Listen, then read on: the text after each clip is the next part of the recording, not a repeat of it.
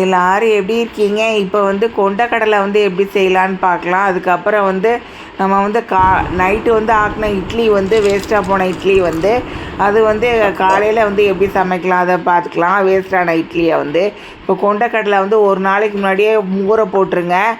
காலையில் ஊற போட்டிங்கன்னா சாயங்காலம் கூட சமைக்கலாம். ஊற போட்டதை எடுத்து கழுவி எடுத்துகிட்டு அதுக்கப்புறம் அதை குக்கரில் எடுத்து போட்டுருங்க. அதில் ஒரு 200 ml கண்டு தண்ணி எடுத்து ஒரு டம்ளர் தண்ணி எடுத்து அதில் ஊற்றிடுங்க. கேஸ் ஸ்டவ்லே மீடியத்தில் வச்சு ஆவி வந்தோடனே வெயிட்டை போட்டு ஒரு விசில் வந்தோடனே ஆஃப் பண்ணிடுங்க. அப்புறம் அதை எடுத்து அதை தனியாக ஒரு ஓரமாக வச்சுருங்க.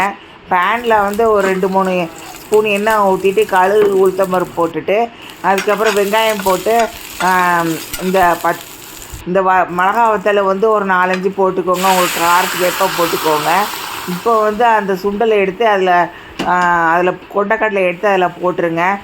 தண்ணியோடு சேர்ந்து ஊற்றி அதில் போட்டுருங்க. அதை கேஸ் ஸ்டவ் ஃப்ளேம் ஃபுல்லாக வச்சு கூட சமைச்சிருங்க. அது நல்லா வற்றினோடனே ஆஃப் பண்ணிடுங்க.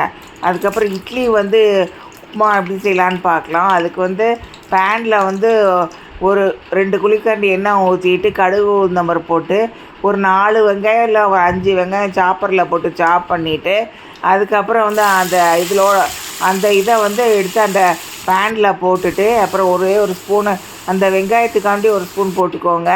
அதுக்கப்புறம் உப்பு ஒரு ஸ்பூன் போட்டுக்கோங்க. அதுக்கப்புறம் மிளகா வத்தல் காரத்துக்கு ஏற்ப 2 வத்தல் போட்டால் கூட போதும். இதுதான் இட்லி வேஸ்ட்டாக நைட்டு சமைச்சு காலையில் செய்கிற இட்லி. இந்த இட்லியை ஊற்றி விட்டு அந்த வெங்காயத்தை கூட போட்டுக்கோங்க. நல்லா கிண்டி விட்டு நல்லா அந்த எண்ணெய் கொஞ்சம் ஜாஸ்தியாக ஊற்றினா கூட நல்லா டேஸ்ட்டாக இருக்கும். வெங்காயமும் ஜாஸ்தியாக போட்டு. நன்றி.